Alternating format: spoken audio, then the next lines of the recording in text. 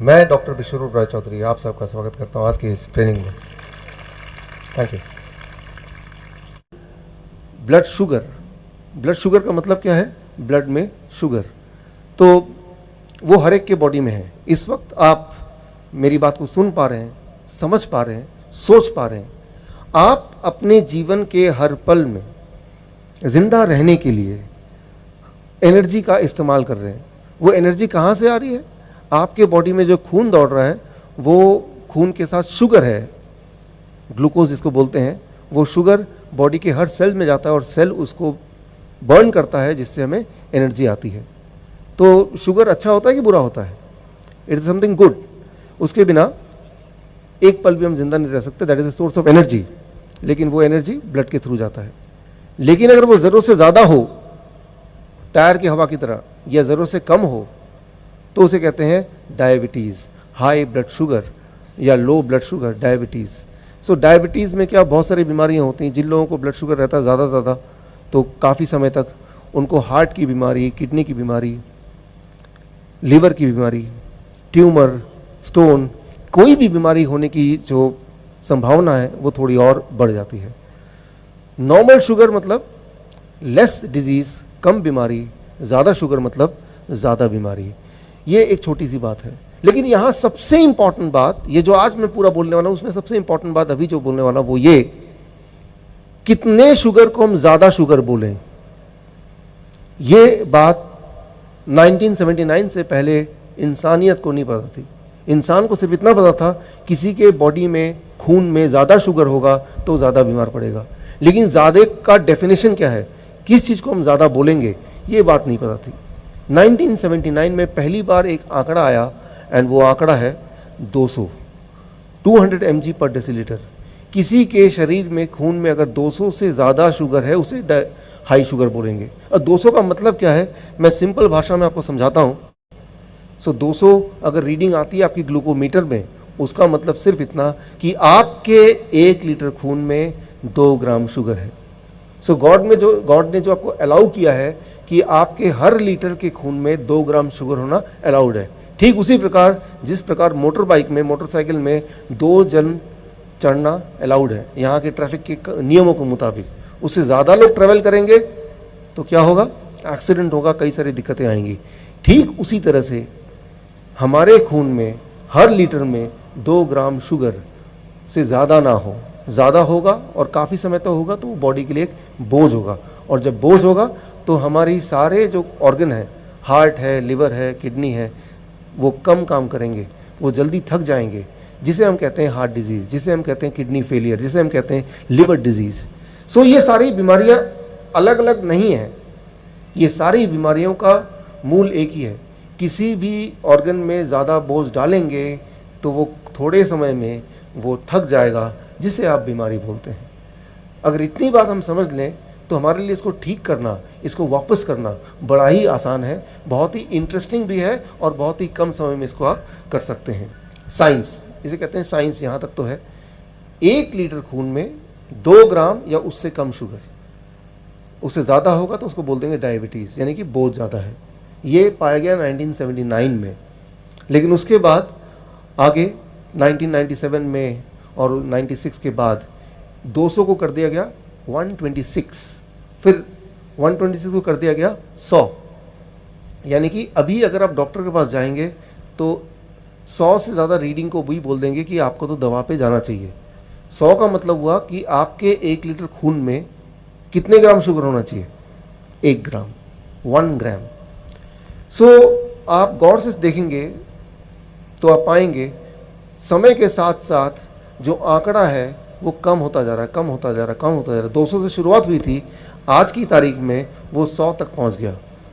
तो जैसे जैसे आंकड़ा कम होगा वैसे वैसे क्या होगा, ज़्यादा से ज़्यादा लोग बीमारी के घेरे में आ जाएंगे। बीमार है नहीं वो, लेकिन डेफिनेशन के हिसाब से वो बीमार है। कैसे पता चलेगा आप बीमार हैं? अभी कैसे पता चलता है? 2 तरीके हैं। एक कि आप डायग्नोस्टिक कराते हैं, यानी कि आप डॉक्टर के पास जाते हैं, वो आपका खून लेते हैं, उसका टेस्ट करते हैं, वो एक तरीका है और वो टेस्ट बताता है कि आप बीमार हैं कि नहीं। दूसरा, आपको कोई दर्द होता है, पेन होता है, डिस्कम्फर्ट होता है, तो इन दोनों में से जो दूसरा तरीका है जो बॉडी खुद बताता है, मान लीजिए वही तरीका है। अगर बॉडी आपको नहीं बता रही है कि आपको तकलीफ़ है, तो रीडिंग कुछ भी आ सकती किसी की, वो ज़्यादा इम्पॉर्टेंट नहीं होता है। ये बात अगर आप समझ लें तो आप पाएंगे, if you understand this much, इतना अगर आप समझ लें तो आप ये पाएंगे, मैंने देखा है अपने पिछले 10-12 साल के इस करियर में कि 70% डायबिटीज़ के पेशेंट वो ऐसे हैं जिनको दवा की ज़रूरत ही नहीं है, वो डायबिटीज़ के पेशेंट थे ही नहीं कभी, बस वो आंकड़े को मैच करने के लिए वो दवा खाए जा रहे हैं। आज डायबिटीज़ की बात करेंगे, हार्ट डिजीज़ की बात करेंगे, कैंसर की बात करेंगे, तो उसको समझना ज़रूरी है। कभी कोई बोलेगा कि आपको कैंसर है, तो वो उसने बोला, लेकिन क्या वाकई में है? डायबिटीज़ है, वो किसी ने बताया, एक मशीन ने बताई कि आपको डायबिटीज़ है, लेकिन क्या वाकई में है? या तो हाँ या ना। अगर तो नहीं है तो फिर हम दवा क्यों खा रहे हैं? और अगर अब है तो क्या दवा खाने से वो हल हो जाएगा? पूरी जीवन में क्या आपने कोई ऐसा एक आदमी देखा है जो बोल रहा है कि दवा मैंने खाई और मेरी डायबिटीज़ ठीक हो गई? वो जिंदगी भर खाते हैं, वो ठीक होती ही नहीं है। वो जितना खाएंगे, दवा की प्रवृत्ति है, दवा की मात्रा बढ़ती जाएगी और आप उस चक्रव्यूह में फंसते चले जाएंगे। तो आपको ये निर्णय करना है, फैसला आपको लेना है। सबसे इंपॉर्टेंट बात कि आप बीमार हैं या नहीं हैं। वो कोई मशीन करेगा तो वो गलत भी हो सकता है। इसीलिए सबसे पहली बात जो अभी हम सीखेंगे अगले 10 मिनट में, क्या हम बीमार हैं, और अगर हैं तो वो कौन सी बीमारी है, और फिर आएगा अब इसको ठीक कैसे करें। ये बहुत ही सिंपल है। मैं तो साइंस की बात बोलूँगा, साइंस की भाषा जो मॉडर्न साइंस है उसकी भाषा से समझाऊंगा, लेकिन आसान तरीके से, ताकि आप इसको समझ पाएँ और आज जब आप घर जाएं उसको जाते ही अपने जीवन में उतार पाएँ। यहाँ पे आप डायबिटीज़ की बात से शुरू की हमने कि धीरे धीरे आंकड़ा पहले 200 था, फिर 126 हो गया, आज 100 है, कि 100 आंकड़ा अगर है तो भी उसको डायबिटीज़ की दवा दे देते हैं। जबकि 100 आंकड़ा इतना ज़्यादा कम है कि इसमें कोई दवा की किसी को ज़रूरत नहीं है, साइंटिफिकली ज़रूरत नहीं है। अच्छा, एक कभी आपने ये सोचा कि आप जाते हैं किसी के पास, वो बोलता है कि अगर आपका शुगर 125 है, आप डायबिटिक हैं, तो 125 को डायबिटीज़ बोलना या नहीं बोलना ये कौन डिसाइड करता है? वो कोई इंसान डिसाइड करता है। वो गॉड ने नहीं डिसाइड किया कि 125 या 26 या 200 का फिगर। ये एक इंसान, हम और आपकी तरह एक इंसान ने ये डिसाइड किया। वो इंसान कहाँ बैठा है? हम सबसे बहुत दूर कहीं बैठा हुआ है। एक कमिटी बैठती है, उसका नाम है ADA, अमेरिकन डायबिटीज़ एसोसिएशन। उसमें 8 लोगों की कमेटी बैठती है। वो सोचती है कि कितना नंबर होना चाहिए जिसे हम डायबिटीज़ बोल दें, और वो एक नंबर तय करती है। वो नंबर पूरे दुनिया में फैला देती है, और वो नंबर आप भी मान लेते हैं, और उसको ध्यान में रखते हुए आप रोज़ दवाई खाते रहते हैं जीवन भर। इंडिया की बात करें या पंजाब की बात करें, ज़्यादातर लोग अपने जीवन के कमाई का 1/3 हिस्सा अपने बीमारी को ठीक करने में लगा देते हैं। ज़रा सोचिए, कम नहीं है। और बहुत सारे लोग तो अपने इलाज के लिए अपना ज़मीन जायदाद उनको बेचना पड़ता है, लेकिन क्या वो ठीक हो जाते हैं? ये एक बड़ा सवाल है। तो ये सारे सवालों के जवाब आज हम ढूंढेंगे, लेकिन साइंटिफिक नज़रिए से उसको देखेंगे और उससे कुछ ऐसा निकालेंगे जो हम खुद कर पाएँ। मतलब हम अपना डॉक्टर बन जाएं। We can be our own doctor, right. पहले तो बीमार पड़े ना, और पड़े तो हमें पता है कि मुझे क्या करना है, आज क्या करना है, once I go back home. और वो बहुत ही सिंपल है, जो कि मैं अलग अलग देशों में बताता हूँ, वही आज बताने वाला हूँ, जो मैं अपने जीवन में खुद पालन करता हूँ। आप कभी किसी डॉक्टर से पूछिए, ये जो आंकड़ा है डायबिटीज़ का, HbA1c एक टेस्ट होता है, फास्टिंग ब्लड शुगर होता है, पोस्ट प्रैंडल ब्लड शुगर होता है, ये सारे आंकड़े आए कहाँ से? आज तक आप में से किसी ने भी डॉक्टर से नहीं पूछा। आप पूछ के देखिए, वो बोल देंगे अमेरिकन डायबिटीज़ एसोसिएशन से आया है। अच्छा, अगर कोई अमेरिकन डायबिटीज़ एसोसिएशन से पूछती है ये आंकड़े, ये जो नंबर है, ये नंबर आपको कैसे मिले?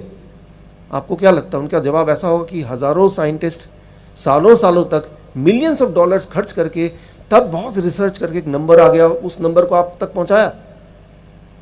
ऐसा नहीं है। उन्होंने इस सवाल का जवाब दिया अपने ही मेडिकल जर्नल में। उन्होंने जवाब में लिखा कि हमें लगा, ध्यान से सुनिए, हमें लगा कि ये नंबर जो मैं बता रहा हूँ 100 या HbA1c 6.5 या 5.6, ये नंबर ठीक ही होगा, इसको इम्प्लीमेंट करके देख लेते हैं, कुछ साल चला लेते हैं, और अगर ये नंबर ठीक नहीं है, हज़ारों लोग इसको खा के ठीक नहीं होते दवा, तो हम इसको बदल देंगे। मैं बोलना ये चाह रहा हूँ कि जो भी आप ले रहे हैं दवा, उसके पीछे कोई बहुत बड़ा साइंस रिसर्च ना होके वो सिर्फ एक एजम्पशन पे कि हमें लगा, उस पर निर्भर करता है, जैसा कि अमेरिकन डायबिटीज एसोसिएशन का अपना जर्नल बताती है। आपकी जो सेहत है वो सिर्फ आप ही कंट्रोल कर सकते हैं, उसके मालिक सिर्फ आप ही बन सकते हैं। उसके लिए किसी और पे निर्भर होना कि वो मुझे ठीक कर देगा, ये दवा ठीक कर देगी, उससे ज़्यादा इंपॉर्टेंट है कि आप खुद उसको ठीक कर लेंगे, राइट। वो सोच आपको रखनी पड़ेगी। अब देखिए, इसको थोड़ा समझने की कोशिश करते हैं। एक सिंपल सी बात मैं आपसे पूछता हूँ, सिंपल भाषा में। जो लोग डायबिटीज़ के पेशेंट हैं, मैं सारी बीमारियों में आऊँगा एक मिनट के लिए। शुरू मैंने यहाँ से किया कि एक होता है सुबह का खाली पेट का ब्लड शुगर, और एक होता है रात का खाना खाने के 2 घंटे बाद का। कौन सा वाला कम होना चाहिए होता है, फास्टिंग वाला या पोस्ट प्रेंडल वाला?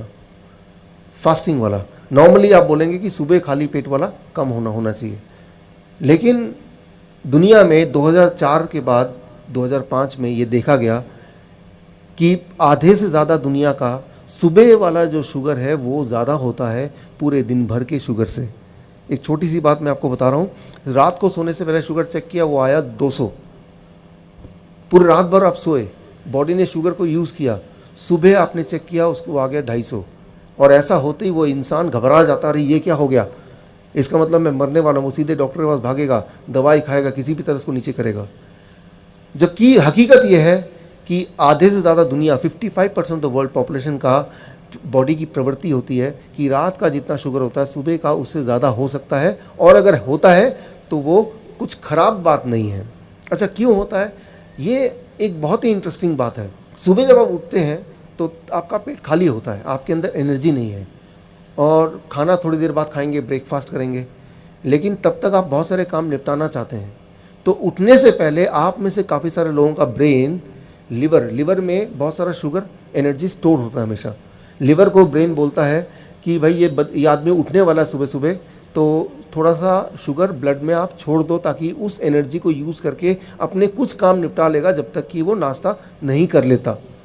बोलने का मतलब ये है कि आपकी सहायता करने के लिए ब्रेन ने लिवर को कमांड दिया कि थोड़ा सा शुगर इसके ब्लड में डाल दो, जिसकी वजह से सुबह उठ के आपका शुगर हाई पाया गया, और लेकिन आप भ्रमित होके, कंफ्यूज होके ये सोच बैठे कि मैं तो डायबिटीज़ पेशेंट हूँ।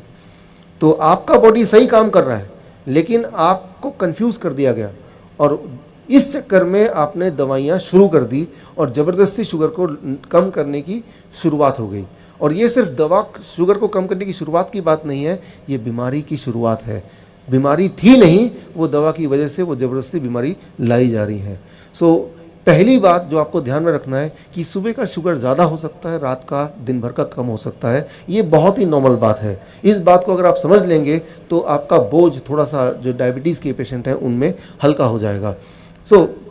डायबिटीज़ के जो रूल्स हैं उससे थोड़ा आगे चलते हैं, ठीक है ना। कितना ब्लड शुगर होना चाहिए? अगर बिना दवा के आपका ब्लड शुगर 200 से नीचे आ रहा है तो आप डायबिटीज़ पेशेंट नहीं हैं, और अगर उससे ऊपर आ रहा है तो आप डायबिटीज़ पेशेंट हैं।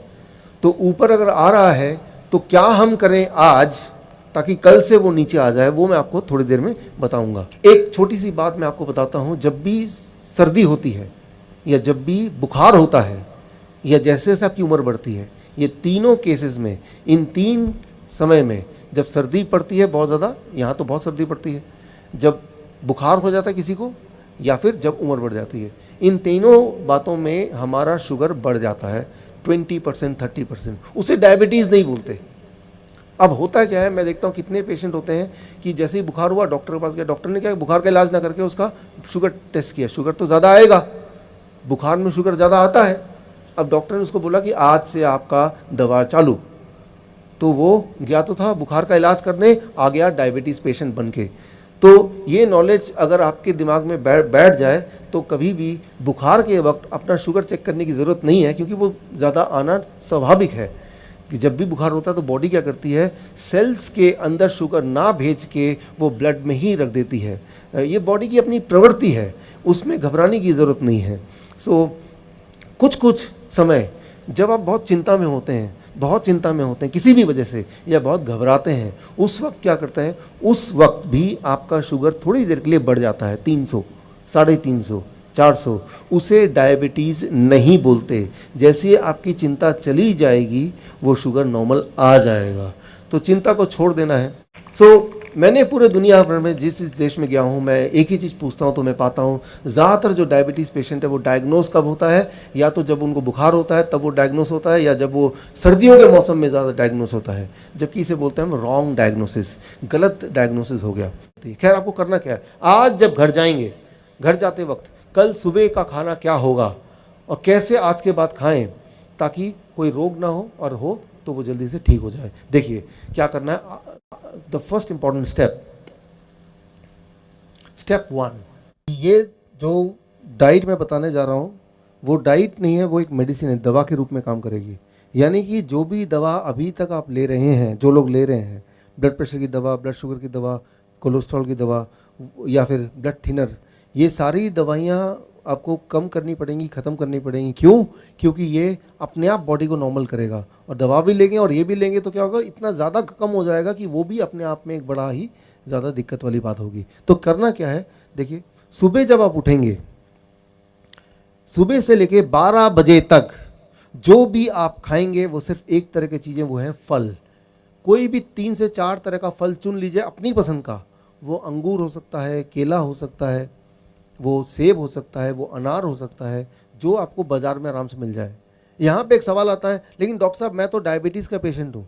अगर आप डायबिटीज़ के पेशेंट हैं तो अंगूर आपको और ज़्यादा खाना है, आम का सीज़न तो आम ज़्यादा खाना है, राइट। आम खाने से डायबिटीज़ ठीक होती है, ना कि डायबिटीज़ बढ़ती है। ये बात मैं आपको क्लियर करना चाहता हूँ। कुछ याद रखिए, गॉड का बनाया हुआ जो भी फल है वो आपको नुकसान नहीं कर सकता। तो आप अगर कैलकुलेट करेंगे, जैसे मान लो मैं तो देखता हूँ कि फल, कुछ फल है जो महंगे हो सकते हैं, लेकिन ज़्यादातर फल सीज़न वाले वो महंगे नहीं। मान लो केला है, वो तो 12 महीने मिलता है, 50 रुपये का है दिल्ली में, यहाँ तो थोड़ा और कम होगा या ज़्यादा होगा, पूरा 1 दर्जन। तो मैं तो हर दिन 1 दर्जन केला ज़रूर खाता हूँ। तो मैं ये बोलना चाह रहा हूँ 12 बजे तक जो भी आप खाएँ फल, और फल में भी कोई भी अपनी पसंद का जो आसानी से मिल जाए, 4 तरह का फल। ये सोचने की ज़रूरत नहीं कि ये मीठा फल है या खट्टा फल है, ये मुझे नुकसान तो नहीं करेगा। फल कभी भी किसी को नुकसान नहीं कर सकता, और अगर डायबिटीज़ का पेशेंट है उसको बहुत फ़ायदा करेगा। अगर फल मीठा है तो और ज़्यादा फ़ायदा, राइट। तो कई लोग बोलते हैं डायबिटीज़ के पेशेंट की, डॉक्टर साहब 15 साल से मैंने आम नहीं खाया क्योंकि डॉक्टर ने मुझे डरा के रखा था, इसलिए आम नहीं खाया। तो मैंने कहा 15 साल का जो कोटा है वो अभी पूरा कर लो। तो आपको खुद ही ताज्जुब होगा कि आप अंगूर खाएंगे, केले खाएंगे, आम के सीज़न में आम खाएंगे, उसका ब्लड शुगर चेक कीजिए, दवा भी बंद कर दिया, इंसुलिन बंद कर दिया, अरे ये क्या है, ब्लड शुगर फिर भी कम आ रहा है। तो कई लोग बोलते हैं कहीं मेरा ग्लूकोमीटर ख़राब तो नहीं हो गया, वो एक और खरीद कर लेते हैं बाज़ार से, क्योंकि उनके दिमाग में ये डला हुआ है कि भाई अगर मैं कोई भी मीठे फल खाऊंगा तो शुगर बढ़ना चाहिए। करके देखा नहीं किसी ने, लेकिन ये सोच उनके दिमाग में है। मैं आपको ये चैलेंज करता हूँ कि आप घर में जाके करके देखिए। तो 12 बजे तक 4 तरह के फल अपनी पसंद का आपको खाना है, कुछ और नहीं। पराठे नहीं, रोटी नहीं, दही नहीं, दूध नहीं, चाय नहीं। सुबह का चाय पीते लोग, जो सुबह का बंद है ना, वो बंद। सुबह का चाय बंद। सुबह का जितने चाय तो नुकसान करती है, सबसे ज़्यादा नुकसान करती है वो चाय जो पहली चाय होती है। इसलिए सुबह का चाय ज़रूर बंद कर दीजिए। बाकी दिन भर में एक आध चाय ले लिया तो ले लिया, लेकिन सुबह का चाय सबसे ज़्यादा नुकसानदेह है। 12 बजे तक 4 तरह के फल।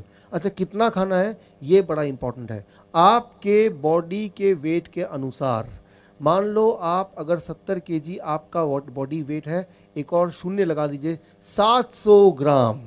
छिलका निकालने के बाद, गुठली निकालने के बाद जो इफेक्टिव वेट है उसकी बात मैं कर रहा हूँ। जैसे केले का छिलके का ही वेट 1/3 होता है, तो छिलके का वेट नहीं करना है, छिलका थोड़ा ना खा रहे जा रहे हैं आप। तो जितना आपका वेट है, किसी का वेट अगर 100 केजी है तो कितना खाना चाहिए, 1 किलो। एक और शून्य लगा दिया तो 1 किलो। इतना कम से कम, इतना कम से कम। जितना ज़्यादा खाएंगे उतना ज़्यादा प्रभाव होगा, उतना ज़्यादा बढ़िया होगा। लेकिन इतना खाएंगे तो खाना दवा के रूप में काम करेगी, इससे कम खाएंगे तो खाना खाने के रूप में ही काम करेगी, वो उतना मेडिसिन, उतना बेनिफिशियल नहीं होगा। तो क्या खाना है, कब खाना है, कितना खाना है, ये तीनों चीज़ें बड़ी ही इंपॉर्टेंट रोल प्ले करती है। सो अभी हम बात कर रहे हैं 12 बजे तक। 12 बजे तक सिर्फ फल, 4 तरह के फल, कौन से वाले आप जो पसंद करते हैं वो, कितना खाना है आपके बॉडी के वेट के अनुसार, एक और शून्य लगा देंगे, 70 kg तो मतलब एक और शून्य 700 ग्राम। अच्छा, एक बार में खाना है आपकी मर्जी। अच्छा, एक बार में 500 ग्राम खाया, पेट भर गया, कोई बात नहीं, 1 घंटे बाद भूख लगेगी फिर खा लेना। जितना ज़्यादा खाएंगे आपको ताज्जुब होगा, भूख उतनी बढ़ती जाएगी। भूख का बढ़ना मतलब आपकी हेल्थ अच्छी हो रही है, ये एक अच्छी निशानी है। तो 12 बजे तक सिर्फ और सिर्फ फल, भरपूर फल, पेट भर के फल, ऐसे खाना है जैसे भगवान ने आपको सिर्फ खाने के लिए बनाया, लेकिन फल खाने के लिए। ये हो गया 12 बजे तक। अब आते हैं आगे लंच। जब भी आप लंच करेंगे, हमेशा जब लंच में बैठेंगे, दोपहर के भोजन में 2 प्लेट लेके, अभी तक 1 प्लेट लेके बैठते थे, 2 प्लेट 1 और प्लेट 2। पहले प्लेट 2 की बात कर लेते हैं। प्लेट 2 में आप जो खाना है वो खाइए। क्या खाना चाहते हैं? छोले भटूरे, पूरी सब्जी या चावल, रोटी सब्जी, जो भी खाना चाहते हैं, उल्टा सीधा सब कुछ अपने प्लेट 2 में, वेजिटेरियन लेकिन डाल दीजिए। जितना खाना चाहते हैं उतना डाल दीजिए प्लेट 2 में। लेकिन प्लेट 2 की तरफ नज़र भी तभी रखेंगे जब पहले प्लेट 1 ख़त्म कर लेंगे। प्लेट 1 में 4 तरह के ऐसी सब्जी जो कच्चा आप खा सकें, जैसे मूली, गाजर, टमाटर, खीरा, ककड़ी, मटर, ऐसे कुछ सब्जियां हैं जो आराम से कोई भी कच्ची खा सकता है। उनमें से कोई 4 चुन लीजिए और अपने बॉडी के वेट के अनुसार, मान लीजिए आप हैं 70 kg इंटू 5, 70 kg मेरा बॉडी वेट है, इंटू 5, 350 ग्राम या ज़्यादा, 350 ग्राम या ज़्यादा, इंटू 5, इतना या इससे ज़्यादा। इससे कम होगा तो ये खाना है, ये या इससे ज़्यादा तो ये दवा है। इतना खाने के बाद इसे कहते हैं प्लेट 1। प्लेट 1 में क्या होगा? 4 तरह की ऐसी सब्जी जो कच्चा आप खा सकें। वो 4 तरह की कौन सी वाली सब्जी? वो आप चुन लीजिए जो आपको मिल जाए, जिसमें आप स्वाद लगे, 4 तरह की। कितना अमाउंट याद रखिए, क्या खाना है, कितना खाना है, कब खाना है, कैसे खाना है, ये सारी चीज़ों के बाद ही ये दवा के रूप में काम करेगी। नहीं तो ये तो सब हम खाते ही हैं, लेकिन कितना खाना है वो इंपॉर्टेंट है ताकि वो मेडिसिन की तरह काम करे। प्लेट 1 खाने के बाद उसके बाद प्लेट 2। कई बार कुछ आते हैं ऐसे पेशेंट चालाक से, डॉक्टर साहब पहले मैं प्लेट 2 खा लूँगा फिर प्लेट 1 खाऊंगा। रिजल्ट भी उल्टा ही होगा, समझिए इसको। प्लेट 1 जो है वो DIP डाइट है। तो प्लेट 1 मतलब कच्ची सब्जी, उसके अंदर ड्राइवर है, वो सारे ड्राइवर आप पहले खा रहे हैं। DIP खाना 4 तरह की सब्जी ऐसी खाने जो कच्चा खा सकें, और कितना मात्रा मैंने बता दी है, या उससे ज़्यादा खाने के बाद अब आप प्लेट 2 खाएंगे। तो प्लेट 2 में जो भोजन है उसमें ड्राइवर 0 है ही नहीं, वो सिर्फ भोजन है। वो आपको क्योर नहीं कर सकती, ठीक नहीं कर सकती, लेकिन वो आपका नुकसान भी नहीं पहुंचाएगी, क्योंकि पहले ही बहुत सारे ड्राइवर हैं और ये पीछे पीछे VIP फूड भी DIP की तरह काम करेगा। तो जब भी आप लंच करें, दोपहर का भोजन करें, हमेशा 2 प्लेट लेके बैठें और प्लेट 1 में 4 तरह की सब्जी रखें, और प्लेट 2 में वेजिटेरियन मील, मतलब मांसाहारी नहीं शाकाहारी भोजन, जिसमें डेयरी प्रोडक्ट ना हो, मीट मछली ना हो, अंडा ना हो, वो सब चीज़ ना हो, और उसमें कम तेल हो और कम नमक हो, ऐसा। ये हो गया लंच। डिनर का एक नियम, 7 बजे डिनर शुरू कर दीजिए, 8 बजे से पहले डिनर खत्म कर दीजिए। ये एक साइंटिफिक रीज़न आप याद रखिए। सनसेट, सूर्यास्त से पहले पहले हमारे पेट में जो पाचन शक्ति वो बहुत ज़्यादा होती है, और सूर्यास्त के बाद हमारे बॉडी का जो रिपेयरिंग है, ठीक करने, जो हमारे बॉडी के अंदर जो गड़बड़ है उसको ठीक करने की जो ताकत है वो बढ़ जाती है। हम क्या करते हैं, 10 बजे खाना खाते हैं, 12 बजे खाना खाते हैं रात के, तो उस वक्त बॉडी रिपेयर कर रही है, आपको ठीक करने की कोशिश कर रही है। लेकिन खाना खा के आप क्या कर रहे हैं, बॉडी को डिस्टर्ब कर रहे हैं। आप बॉडी को बोल रहे हैं पहले इसको भोजन को पचाओ फिर अपना काम कर लेना। ऐसा नहीं करना है, आपको 8 बजे तक अपना डिनर, रात का खाना ख़त्म कर देना है, पहली बात। दूसरी बात, डिनर में भी नियम वही रहेंगे जो मैंने अभी लंच में बताए। जब भी आप रात का भोजन करें, प्लेट 1, प्लेट 2, प्लेट 1 में 4 तरह की ऐसी सब्जी जो कच्चा खा सकें, और उसकी मात्रा मैंने आपको अभी कैलकुलेशन करके बताया। अगर आपका वेट 70 kg का आपका बॉडी वेट है, इंटू 5 यानी कि 350 ग्राम, 4 तरह की सब्जी आपने खा लिए, कच्ची सब्जी, उसके बाद प्लेट 2 जो कि एक वेजिटेरियन डाइट है, जितना में पेट भर जाए उतना। कई बार कुछ लोग बोलते हैं प्लेट 1 में इतना खाऊंगा तो जगह ही नहीं बचेगी प्लेट 2 खाने की, तो खाइए मत, क्यों खाना चाहते हैं आप। बल्कि मैं आपको ये बताना चाहूँगा कि जब आप प्लेट 1 खाएंगे, पहले 3-4 दिन के बाद आपकी भूख और बढ़ जाएगी और प्लेट 2 भी आप खा पाएंगे। ये सही है, बिल्कुल सही है, प्रैक्टिकल देखा है, सही। सो आपकी भूख और बढ़ जाएगी। तो भूख की चिंता मत कीजिए कि मेरा तो वो छोले भटूरे रह ही गए प्लेट 1 खाने के बाद, वैसा नहीं होने वाला। पहले 2-3 दिन जरूर लगेगा कि पेट भर गया, उसके बाद आपकी मेटाबॉलिज्म बोलते हैं इसको, मेटाबॉलिज्म हाई हो जाएगी। मेटाबॉलिज्म हाई होना मतलब आप जवान हो रहे हैं, आपकी उम्र पहले से कम हो रही है। जितना छोटे बच्चे होते हैं उनकी मेटाबॉलिज्म हाई होती है, राइट। तो वो एक अच्छी बात है, यानी कि आपके शरीर के सारे अंग और जवान हो रहे हैं। जितनी ज़्यादा भूख लगेगी वो एक अच्छा निशानी है कि सब कुछ ठीक हो रहा है। तो जब भी डिनर करेंगे वो इस प्रकार करेंगे। ये हो गया स्टेप 2। अब आ गया तीसरा स्टेप, क्या चीज़ों को नहीं खाना है हमें। वो 3-4 तरह के, एक तो कोई चीज़ जानवरों से निकलती है वो नहीं खाना है, जैसे डेयरी प्रोडक्ट, दूध। किन चीज़ों को नहीं खाना है? नंबर 1, पैक्ड फूड नहीं खाना है, बिल्कुल छोड़ दीजिए। बिस्किट है, ब्रेड है, रस्क है, चिप्स है, छोड़ दीजिए। वो पैकिंग वाली चीज़ों को पैकिंग में ही रहने दीजिए, निकालने की ज़रूरत ही नहीं है उसको, पहली बात। और इसके अलावा दूध और दूध के प्रोडक्ट, उसको नहीं छूना है। 15 दिन के लिए एक्सपेरिमेंट करके देख लीजिए, 15 डेज ट्रायल। 15 साल से आपने दूध पिया, 15 डेज ट्रायल। एनिमल फूड छोड़ दीजिए। न्यूट्रिशनल सप्लीमेंट्स, बहुत सारे न्यूट्रिशन के सप्लीमेंट लेते हैं आप, वो एमवे के प्रोडक्ट हैं, ओरिफ्लेम के प्रोडक्ट हैं, और कौन कौन से प्रोडक्ट हैं, हॉर्लिक्स है, ये सब चीज़ें हैं। हमें ये लगता है कि इसकी अगर नहीं लेंगे तो हमारी बॉडी की जो न्यूट्रिशन की पूर्ति वो नहीं होगी। जब भी आप कोई न्यूट्रिशन सप्लीमेंट लेते हैं, कोई टॉनिक लेते हैं, कोई टैबलेट लेते हैं, कोई पाउडर लेते हैं, वो बॉडी में जाता है, बॉडी में काम करने से पहले आपके बॉडी के सेल्स के दरवाजे को थोड़ा डैमेज करता है, उसके बाद ही काम करता है। तो इस तरह के न्यूट्रिशन टैबलेट को भी, टॉनिक को भी आपको बंद करना होगा। उसको उठा के फेंक दीजिए। जानवरों को भी मत दीजिए, वो भी बीमार पड़ जाएंगे। उसको किसी को मत दीजिए, डस्टबिन में फेंकिए। तो ये है स्टेप 3 कि किन चीज़ों को आपको छोड़ना है। एटलीस्ट कुछ दिनों के लिए तो पूरा छोड़ के देखिए, और फिर देखिए कि किस तरह से ये बॉडी में प्रभाव करता है। किस तरह से बॉडी में प्रभाव करेगा, मैं उसका अपना नमूना देता हूँ, एग्जाम्पल देता हूँ। मेरे हज़ारों पेशेंट हैं पूरी दुनिया में, उनके ऊपर क्या प्रभाव किया उसका आंकड़ा मैं आपको देना चाहता हूँ। देखिए, पहले 3 दिन में आपकी मजबूरी हो जाएगी कि दवाई आपको डायबिटीज़ की छोड़नी पड़ेगी, और इंसुलिन को भी आइदर बहुत कम करना पड़ेगा या छोड़ना पड़ेगा, क्योंकि ब्लड शुगर इतना कम हो जाएगा पहले 3 दिन में।